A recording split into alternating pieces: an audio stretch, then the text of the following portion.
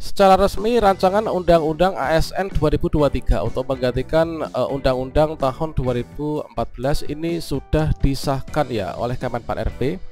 Nah, selanjutnya di sini kita menunggu untuk PP turunan dari pelaksanaan nanti Undang-Undang ASN ini kira-kira seperti apa.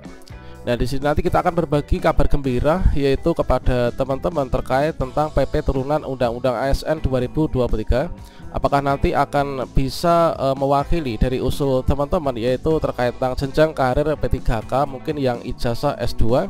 Kemudian akankah sistem kontrak P3K ini nanti dihilangkan?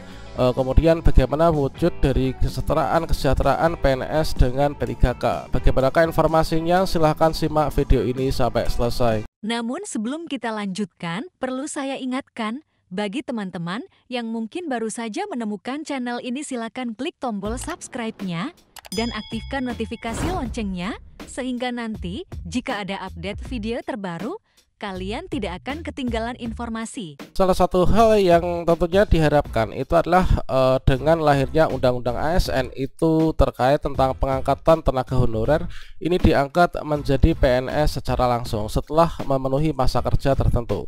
Namun di sini terjadi yaitu usulan juga dari pemerintah yang mana di sini akan diatur dalam ketentuan peralihan, dan selanjutnya sekarang sudah final ya, yaitu untuk rancangan undang-undang ini sudah disahkan menjadi undang-undang.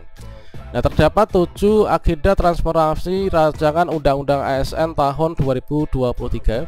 Ya, benar di sini kalau misalkan kita kaitkan dari 7 hal ini, itulah untuk yang pertama itu terkait tentang transformasi rekrutmen dan juga jabatan ASN. Yang pertama adalah terkait tentang transformasi rekrutmen dan juga jabatan ASN. Nah, di sini nanti untuk rekrutmen ASN tidak perlu menunggu lagi 1 tahun sekali, sehingga beroperasi nanti akan lebih responsif ya, bisa diadakan lebih dari 2 kali teman-teman.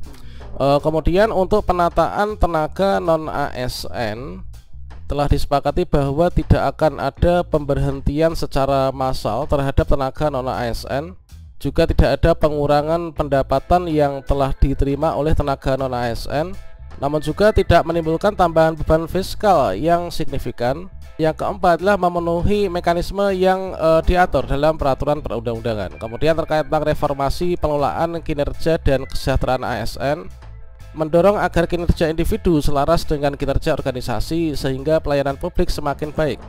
Dalam undang-undang ini kesejahteraan ASN sangat dikaitkan dengan kinerja ASN yang bersangkutan ya. ASN yang tidak berkinerja ini dengan baik ini bisa diberhentikan teman-teman.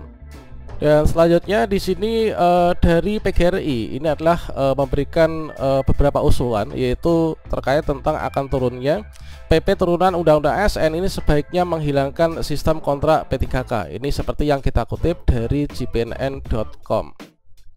Seperti yang kita kutip dari Jakarta, Ketua Umum ASN P3K 2022 Provinsi Riau, Eko Wibowo, kembali menyuarakan ketimpangan kesejahteraan di antara aparatur sipil negara atau ASN.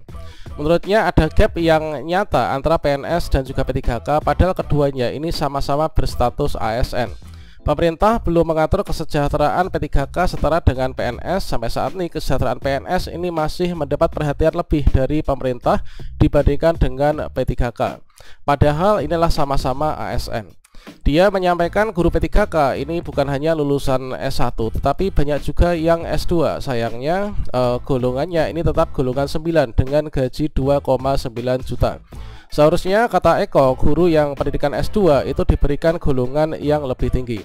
Namun faktanya masih dimasukkan golongan 9 atau setara dengan 3A. Pemerintah pusat ini jangan ada diskriminasi terhadap ASN P3K karena kami sama-sama bekerja seperti PNS. Dan dia berharap dengan adanya Undang-Undang Aparatur Sipil Negara yang baru ini ada perubahan signifikan untuk kesejahteraan PNS dan juga P3K. Karir ASN P3K seharusnya diatur lebih detail dalam regulasi turunannya, yaitu Undang-Undang ASN 2023.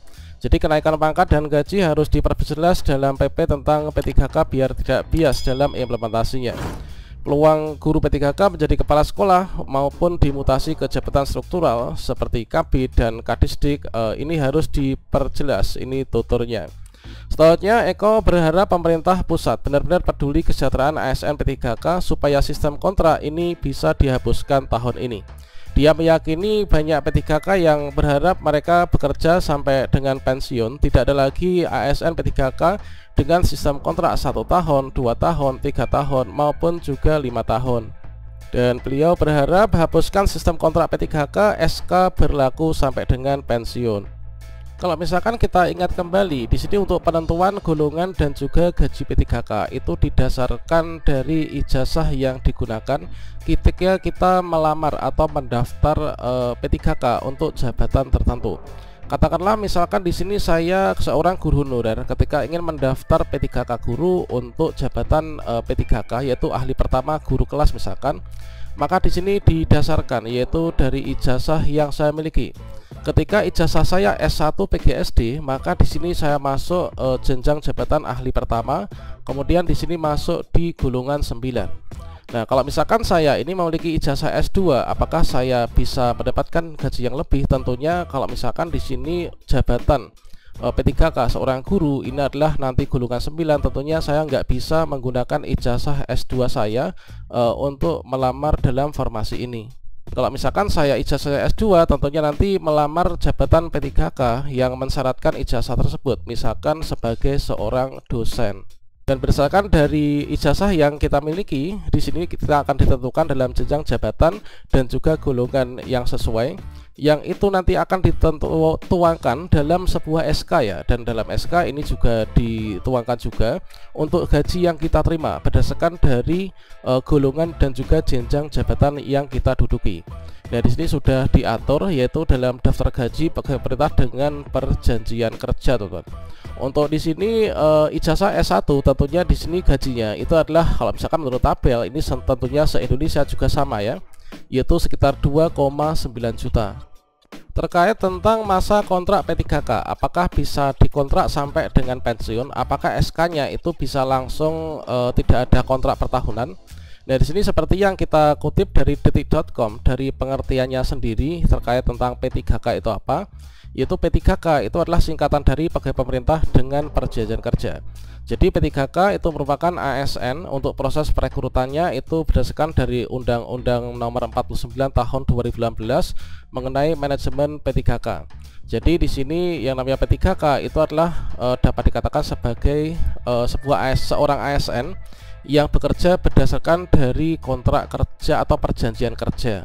Dan tentunya perjanjian kerja menurut undang-undang juga sudah ditetapkan antara 1 tahun sampai dengan 5 tahun, dan itu nanti diperbaharui secara berkala.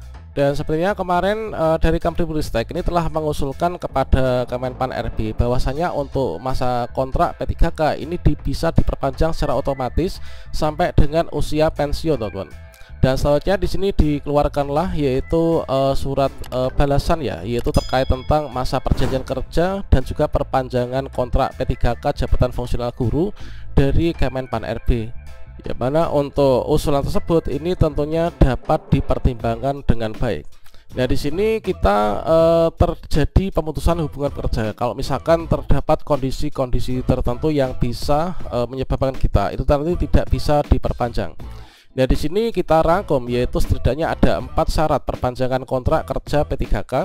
Yang pertama, belum memasuki batas usia pensiun, kemudian tidak melanggar ketentuan peraturan perundang-undangan, kemudian sesuai dengan kinerja atau SKP, dan juga terdapat masih ada kebutuhan organisasi. Namun demikian ya memang sangat diperlukan juga untuk kita tuh berdoa supaya nanti untuk P3K untuk PP turunan dari Undang-Undang ASN 2023 ini bisa menguntungkan kita sebagai ASN P3K maupun juga guru honorer yang nantinya akan diangkat menjadi P3K.